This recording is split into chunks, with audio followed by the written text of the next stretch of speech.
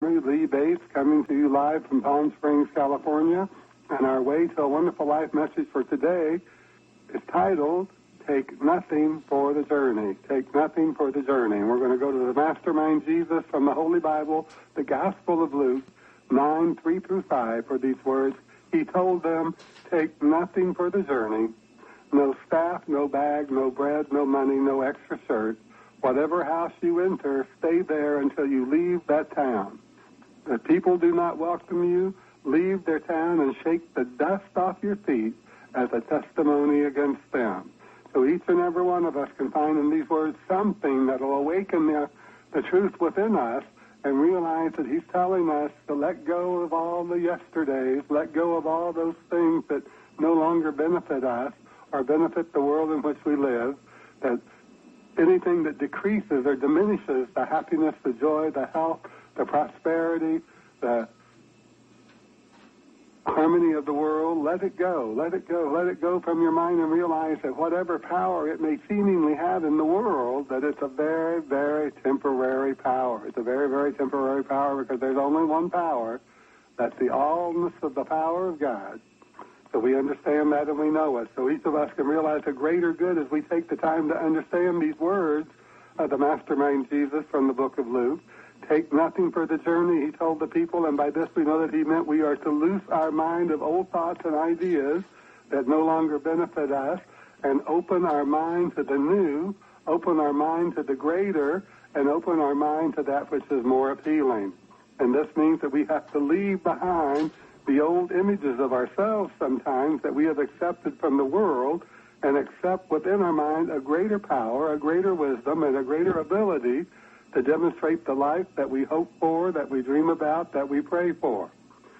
Jesus said, all that the Father hath is mine, which means we get to choose how we're going to experience this life and what we're going to choose it with. And he said, it's the Father's good pleasure to give to you, so we must open our mind to receive more of the wisdom, more of the intelligence, more of the power, more of the spirit, more of the joy and happiness and peace, and more of all good things that create that more wonderful life for us. Now, many people continue to live in a comfort zone. That is, they are comfortable with their life the way it is. But since the Spirit is always seeking to express itself through us in a greater, more expansive way, this comfort zone state of mind can cause frustration, anxiousness, and dissatisfaction. Jesus taught that we are to resist not evil, but for most of us, this is not a problem. It is the resisting our greater good that causes us to become uncomfortable. The Spirit is always seeking to enjoy life through us in a new way, always bringing to our awareness through our thoughts, our dreams, or the things that get our attention, something new for us to do, something new for us to be, or something new for us to have. We are the life of the Spirit in human form, and the Spirit is infinite, and infinite in its seeking newness through us. That's why we have been infinitely individualized expressions of the one infinite Spirit and intelligence that is God. Infinitely individualized. And people who doubt that, all they need to do is look at their fingerprints and realize that even with all the billions of people on the planet, no two people have the same set of fingerprints. We have been infinitely individualized. We're all unique. So this newness that we want to seek within our mind will bring forth something in our feelings and something in our spiritual life, a greater enthusiasm. Every new idea, every new thought is originating from the Spirit, weaving its way through our mind when we allow ourselves to let in that inflow of God's power, God's intelligence, God's love, and God's Spirit. It is, of course, the life-changing ideas that stop many of us. This is where not only our faith comes into play, but also our confidence in the guidance of the Spirit.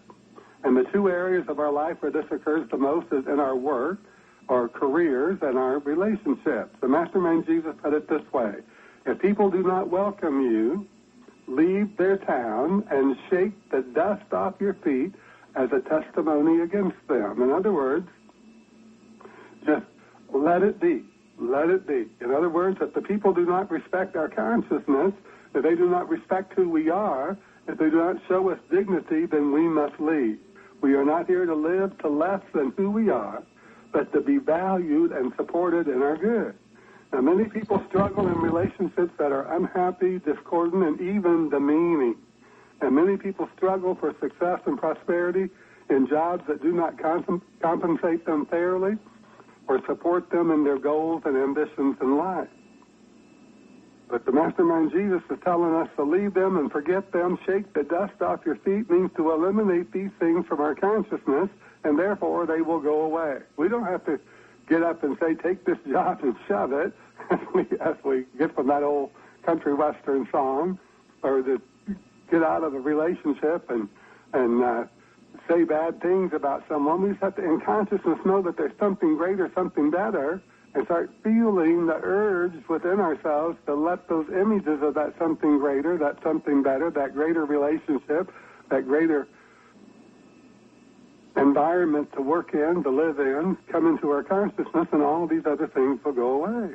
So if we establish in our consciousness the faith and confidence that dispels the fear or concern about making a life-changing decision, and make the decision and make a commitment to it, and things will start to happen. The great Dr. Robert Bisser taught, if we are not finding success where we are not in our right place. If we are not finding success where we are not in our right place. And this can apply to our work. It can apply to our relationships. It can apply to our creative expression, our success, our prosperity, whatever it may be. If we're not finding what it is that we desire, what it is that makes us feel like life is wonderful, then we're not in our right place. So we have to find our right place. And we find our right place by putting our mind on God and letting the Spirit guide us and direct us to whatever that right place may be. So let's look again at those words from the Mastermind Jesus, and let's take these into our mind and let ourselves give them some thought. He told them, take nothing for the journey. No staff, no bag, no bread, no money, no extra shirt. Whatever house you enter, stay there until you leave that town. If people do not welcome you, leave their town and shake the dust off your feet as a testimony against them. In other words, he's telling his disciples to build the consciousness within yourself. Take nothing for the journey. Don't take anything that you can fall back on. If you have a plan A to find a greater happiness, a greater joy, a greater success in your life, don't even give thought to a plan B. If you have a plan B, then you don't really have a plan A. You haven't made the decision, and that's what we must do. We must make that decision for prosperity, for success, for happiness, for love, for joy, for harmony, for peace, whatever it is. Whatever it is that gives us those things of the Spirit. That's the thing we're to be involved in. That's the thing we're to be looking for. That's the journey that we must take in our mind to leave off all things and leave out all dependencies in our mind on anything but God and the good. Let's look at these words from the great Dr. Raymond Charles Barker. This is from his book, The Power of Decision. Raymond Charles Barker was a great minister, teacher, author from the New York Church of Metaphysics. Dr. Raymond Charles Barker, The Power of Decision, he says, tell yourself, I am pure intelligence, always acting intelligently. I am pure intelligence, always acting intelligently. If you can say this without subconscious rejection of the fact, in other words, that little voice that says, no, you're not, you are well along on the pathway of spiritual understanding. If the central idea involved here causes no conflict in your acceptance of yourself as intelligent, then you are ready to live effectively. You cannot go beyond your own self-accepted image. This is powerful, so let's pay attention. You cannot go beyond your own self-accepted image. As long as you underestimate yourself, you cannot succeed in life. No person is stupid. Stupidity is only a misuse of intelligence in non-intelligent ways. Everyone, including you and me, is spirit, mind, and intelligence and power of God in action, with the potentials of greatness awaiting our demand that they shall come forth out of the depths of consciousness and begin creative action. That's from the Dr. Raymond Charles Barker from his book, The Power of Decision. In other words, he's telling us, just as Jesus did, make the decision to leave it all behind. Take nothing for the journey. Dr. Barker says, if you can say this without subconscious rejection of the fact, that is, we must know that intelligence is actively intelligent within our own mind, otherwise doubt and worry will obstruct our ability to make decisions and choices that lead us into the awareness of that something greater that we desire to experience. Once we make a decision and fully commit to it, that something that we call God, infinite spirit, through love and law, moves heaven and earth to support us in our decision. Now that sounds pretty powerful. It moves heaven and earth to support us in our decision. But did not Jesus say that if you pray with faith the size of a mustard seed, in other words, if you pray with just a little bit of faith, you can move the mountain to the sea? Didn't he tell us that? To tell us that he wasn't telling us to move mountains into the sea. He was telling us to realize that faith connected to God, faith connected to the power, the love, and the law of God, faith connected with this infinite intelligence can bring about all manner of things that are beyond the imaginations of people, of the human mind. So once we make a decision and fully commit to it, that something that we call God, infinite spirit, through love and law, moves heaven and earth to support us in our decision. And by this, I don't mean intervention, but through the law of attraction, all people and all things necessary for us to achieve that which we have made the decision to achieve will show up. Through love, that is the givingness of the Spirit, the awareness of what to do and how to do it is ours. That which I am to do best, the great Emerson said, only my Maker can teach me. And Jesus tells us, I of mine own self can do nothing. It is the Father Spirit, that doeth the work. And in these powerful words, there's a truth for each and every one of us. But God cannot make the decision for us because God has given us the freedom of choice, volition. That's part of our inherent nature. We can choose. We must make our own decisions, and we must make our own commitments to these decisions. God works through these activities in our mind for us and through us, so we must make that decision. It's ours to make. The power of decision is within each and every one of us. Our question then is, do I resolve to move on, to be more, to have more, to experience more of the good that the divine has prepared for me? Am I ready to accept that the desires of my heart are God's good desires for me? Am I ready to accept that? Am I ready to make a commitment to the choices and decisions that are mine and mine alone to make? It's up to us. It's up to us to make that decision. It's up to us. Jesus gave direction to his disciples that each and every one of them had the freedom of choice to totally ignore what he was saying. And so many people do that, and they ignore all those words of Jesus, give lip service to them, and go on and do the same things that they always do. But they always get the same thing they always get, and that's what we all must realize, that everything comes to us in the right and perfect time, in the right and perfect way.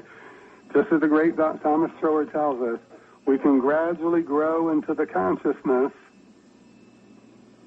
of any condition that we desire, but first we must make ourselves an habitual mental attitude, the person who corresponds to those conditions. In other words, we can't have wealth if we're going around poor-mouthing everything. We can't have prosperity if we're always worried about running short, or we're still believing that we can only live paycheck to paycheck. So we must do it ourselves. We must live in the realization that God is going to work for us, but God must work through us in order to do it. And that's why Jesus told the people to take nothing for the journey. Get rid of those old ideas in your mind. Get rid of the labels that the world has labeled you with. Get rid of the thoughts of somehow being less than. Get rid of the idea that somehow God only does the perfect work for perfect people. Start realizing that God's perfect work is available for all of us. I of mine own self can do nothing. If we take that into our journey and realize that it is the Father that doeth the work just as Jesus did, then we will encounter some wonderful things and some wonderful people along the way. The great Wallace D. Wattles wrote in his 1910 metaphysical classic, The Science of Getting Rich. And we can use these principles that Wallace D. Wattles has given us in this wonderful book to be healthier, to be happier, to be involved in more loving companionship, to be successful and be creative. It's not all about money. Richness of the Spirit.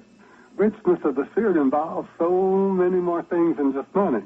He writes, it requires power to think health when surrounded by the appearances of disease, or to think riches when in the midst of the appearances of poverty. He says it requires power to think health when surrounded by the appearances of disease, or to think riches when in the midst of the appearance of poverty. But he who acquires this power becomes a mastermind. They can conquer fate. They can have what they want. This power can only be acquired by getting hold of the basic fact which is behind all appearances, and that is that there is a thinking substance, an intelligence, which we call God, from which and by which all things are made. Then we must grasp the truth that every thought held in this substance, that thought held as the truth, becomes a form, and that a person can impress their thoughts upon it so as to cause them to take form and become visible things, Is that any different than Jesus saying, it is done unto you as you believe? Of course not. So we let our mind get into these thoughts about power. Our mind get into these thoughts about intelligence, and take it into our mind what it is that we want to do. But whatever it is that we want to do, whatever that newness must be, we can go back to those words of Jesus. Once again, this is from the Holy Bible, the Gospel of Luke, the Good News, 9:3-5.